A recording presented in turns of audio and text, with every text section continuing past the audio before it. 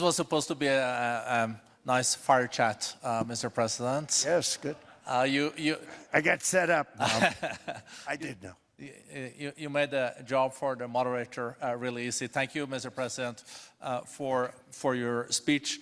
I do have a few follow-up questions, if it's okay. Sure. I don't think I should start with Greenland, maybe. I'll start with the economy. The U.S. economy is doing really well. But how to sustain this growth moving forward? Because there's always a recession looming around the corner. Well, you know, the one thing about economies and recessions is sometimes you get hit unexpectedly and there's nothing you can do about it. All brilliant people, but there's nothing. One example was COVID. We had an economy going at levels like nobody had ever seen my first 2.5, 3 years. And then I heard the word pandemic, not COVID. They came up with that name over a period of time. We won't get into that.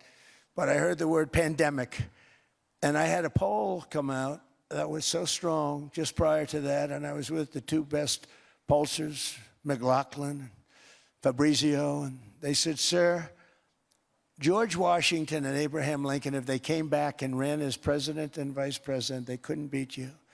And then what happened is the following day, I was told to stay tuned because there's something really bad happening in China. There are bodies laying all over Wuhan, right around that certain building that we talk about. I always said it came from Wuhan. It did come from Wuhan. And they were body bags. We saw it by satellite. And they said, there are strange things happening in China. And so it began. And we ended up with the COVID, and the whole world suffered. We did a phenomenal job. I don't think we got the credit we deserved. We did something that Operation Warp Speed, which some people say was one of the greatest military feats ever. We did a great job. Used our military, used a lot of people. But sometimes you get hit with things, nothing you can do. You get hit with things like that unexpectedly. And we got through it. And when I left, the stock market was higher than it was previous to the COVID coming up. And that was, I called it a great achievement. But things happen, bad things happen. The things that we can stop are wars, if we're smart. That we can stop. Those are a matter of being intelligent and having intelligent people on the other side. Because wars are the worst of all. Wars are worse than anything. But we can stop wars because that's sort of up to us. But things like dust flying in the air, wherever COVID comes from or whatever comes, sometimes you have to be a little bit lucky. But we are poised to have an economy like no other, not only in this country, but anywhere. And you know, when you hear the kind of numbers that, I can tell you that Scott Bessent was with me the other day, and he's looking at numbers. He said, I can't. And that's all he's done his whole life, pretty much your whole life. Scott, you weren't going to be a football player, I don't think. Scott was not that great at football, but he was always good at numbers, right? And he was looking at numbers. He said, I've never seen anything like this. We're poised to do things that no other country has ever done. And, you know, luck, I hate to say it, but we need a little luck. We don't want to get hit by something that nobody could have thought. Whoever thought we were going to hit by a pandemic? You know, when I heard the word pandemic, I said, oh, that's an ancient problem. World War I, they lost 100 million people. It actually ended World War I. A lot of people don't know. The Spanish flu in World War I ended the war because all the soldiers were sick. The soldiers were so sick on both sides, and that war was raging, and they were all dying from the Spanish flu. They were sick as dogs. They couldn't fight.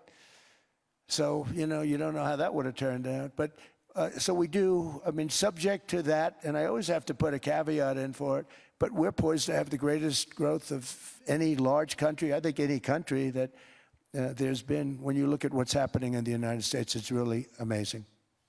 Thank you. One thing that maybe keeps you up at night, I know you don't sleep that much anyway, Mr. President, is the debt. The U.S. debt is high, is now the biggest expenditure on your budget. How to get out of that impasse?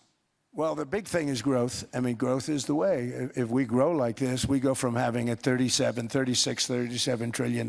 We go from having high debt to low debt. But we also are cutting expenses, you know, the old-fashioned way. We have extraordinary growth. I think we're going to be growing our way out. I think we're going to be paying off debt. We're taking in tremendous money from tariffs fairly. And again, I'm using them judiciously. You know, Switzerland's a case study. I could have gotten much more. I could have asked for much more.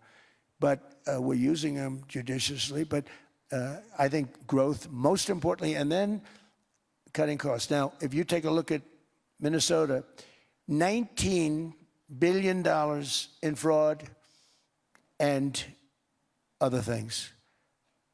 People going to airports, they came into the country, they don't have 10 cents, and they're leaving with hundreds of thousands of cash in their bags. When we get to that, and our DOJ, Pam, and Todd, and all the people that work over there, and all of the people that work in here, I can tell you, Scott Bessent is working on that. It's a priority, right? You have your whole team. We're in there looking for where this money is coming from, how much it is. It could be more than $19 billion. Can you believe that? That's just one state. If we were able to cut out 50% of the fraud, 50%, and we should be able to do better than that, we would have a balanced budget without having to talk about even growth. So we have a lot of options, but we're working very hard on that. That's a big deal. It's not just the protests, the fake protests done by agitators and, you know, professional insurrectionists. That's what they are. They're professional troublemakers. But we are looking very strong at the money, too, in Minnesota and other places. I think, Mr. President, also the $500 billion invested in artificial intelligence and the frontier technologies last year also were driving growth exponentially in the U.S. Well, AI has been a big factor. AI is massive. I mean, Mark Zuckerberg showed me a plant where he put it over a map of Manhattan, and it was basically the size of Manhattan. This is not, I said, you got to be kidding. It's a plant that was miles long, miles wide, very high. I don't think it was as high like the Empire State Building, but it was high. And it literally covered most of the island of Manhattan. That's called a big plant. And, you know, when I heard they're going to spend $50 billion building it, I said, what, you know, if you spend $50 million, you can build a nice little shopping center. If you spend $500 million, you can build a good shopping center. But how do you spend $50 billion? When I looked at this thing, I said, you think you'll be able to do it for that? It's amazing when, you know, some of the plants that I see, and I see them all, and again, so big is we're letting them build their own electric generation. This way we have no problem, and otherwise they'd be complaining. There'd be nobody able to, you know, we have an old grid system. And not only that, they're going to sell at a very cheap price the excess electricity that they create back into our grid. So that'll solve some problems for certain states that don't have enough electricity. We also know that on the AI, there is fierce competition between the US as the largest economy in the world, 27% of the global GDP and 5% of the global population, not doing that badly, and China.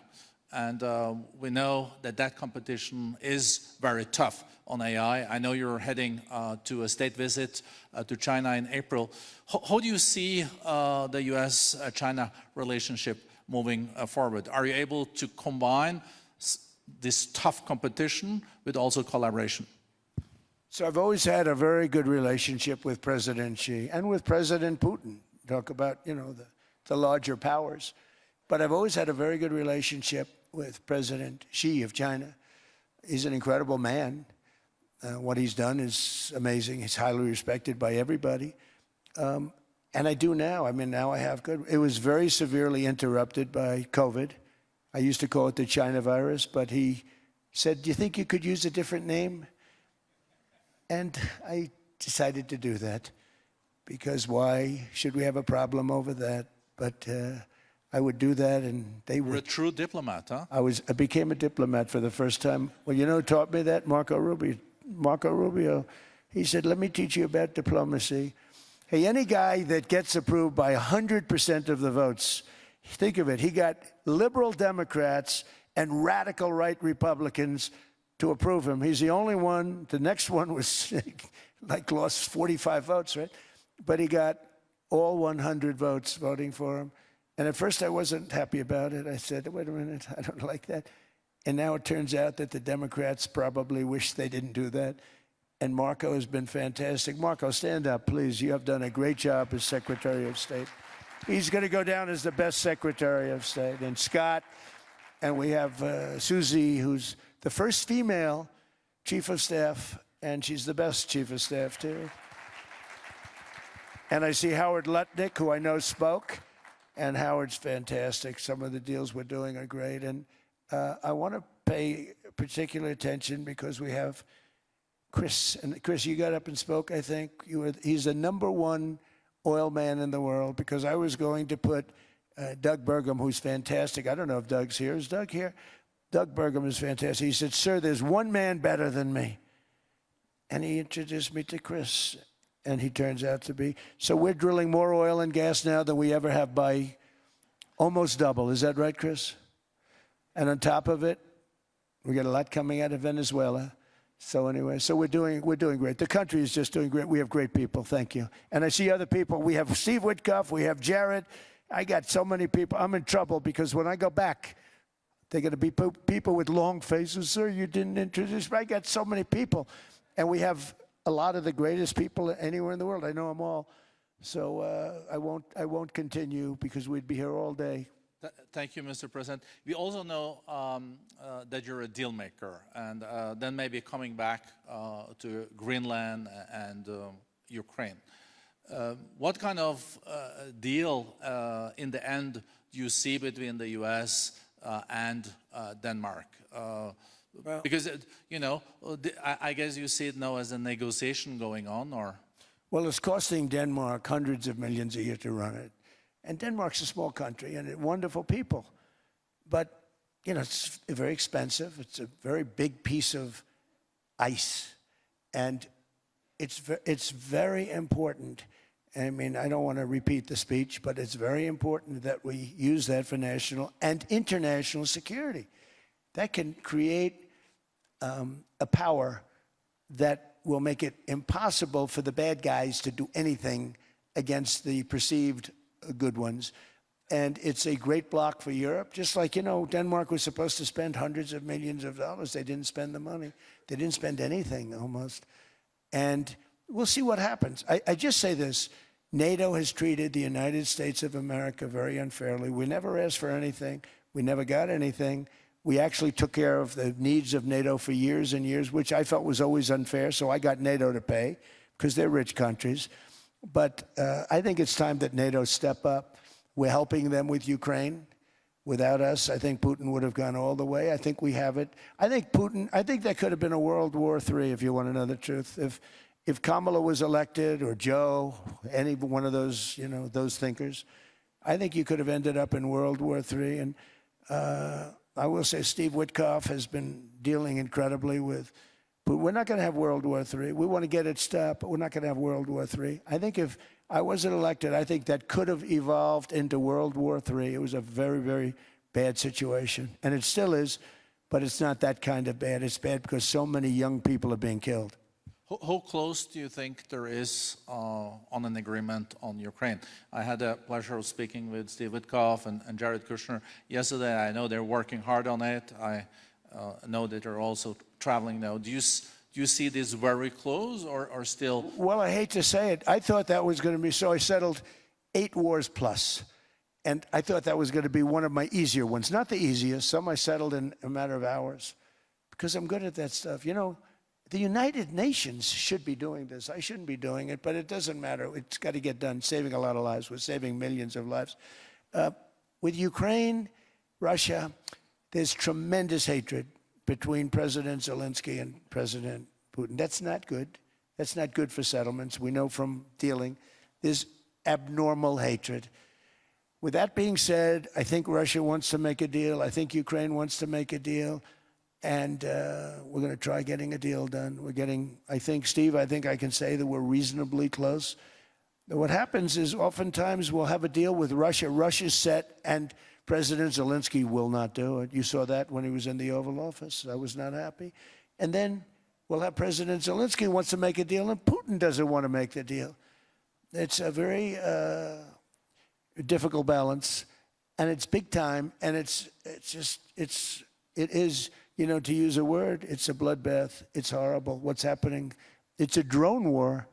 The drones are killing, you know, thousands of people a week, thousands. We have to get it stopped. So I believe they're at a point now. I'm going to meet with President Zelensky later today. I believe they're at a point now where they can come together and get a deal done. And if they don't, they're stupid. That goes for both of them. And I know they're not stupid. But if they don't get this done, they are stupid. So I don't want to insult anyone, but you got to get this deal done. Too many people are dying. It's not worth it. President Sisi is sitting on the first row here. He spoke earlier today and also complimented you on the Gaza deal. I think there will be a signing tomorrow. Of course, there are different views on this, but how important do you think this signing is on the Board of Peace? And do you think this is going to sustain? Do you think we now will see Gaza reconstructed and billions of US dollars invested? I do. I mean, I think we have peace in the Middle East. There are some little situations like Hamas, and Hamas has agreed to give up their weapons. Now, you know, they were born with a weapon in their hand, so it's not easy to do. When they were born with a rifle in their hand. It's not an easy thing for them, but that's what they agreed to. They've got to do it. And we're going to know, Jared, over the next 2 or 3 days, certainly over the next 3 weeks, whether or not they're going to do it. If they don't do it, they'll be blown away very quickly. They'll be blown away. You know, we have 59 countries that are part of that whole peace deal. And some of those countries aren't even they're near the Middle East, but they're not in the Middle East traditionally. And they want to come in and take out Hamas. They want to come in. They want to do whatever they can. There's a problem with Hezbollah in Lebanon, and we'll see what happens there, but that's a problem. But there are these little flames, but there's peace in the Middle East. Now, had we not gone in and knocked out with those big, beautiful, we just ordered 25 brand new ones, the latest and the greatest, the B-2 bomber. Think of them, they went in there at 2 o'clock in the morning with no moon, no light, no nothing, and every single one of those massive bombs hit its target, 100,000-pound bombs hit its target, every one of them. And then on top of it, from a submarine 300 miles away, we hit the sites with tomahawks, which is an unbelievable weapon. So, you know, we did our job. If we didn't do that, you would have never had peace in the Middle East. And the countries like Saudi Arabia, UAE, and Qatar could never have, and others could never have signed anything because you would have had this dark cloud, and the dark cloud was Iran with nuclear. Iran would, if we didn't take them out, they would have had a nuclear weapon within 2 months. They were very close to having the nuclear weapon, and we hit them hard. And it was a total obliteration. If they may try again, but they're going to have to try from a different area because that area was obliterated. Incredible thing we did. And because we did that, we were able to make peace. If we didn't do that, I would say, Jared and Steve, if we didn't do that, there was no chance of making peace because the countries I just named and other countries could have never signed off. They were afraid. They were afraid. We had a bully. The bully was Iran, the bully of the Middle East. They used to call it for years. They were the bully of the Middle East. They're not the bully of the Middle East anymore. Mr. President, I know you even had to change a plane last night, so I guess you didn't have much sleep, but I think you're... but your energy is still there. I know you have several bilateral meetings. I know you're also hosting a reception. So thank you so much for coming back to Davos. Thank you so much. It's highly appreciated. Well, thank you very much. Thank you, everybody, very much.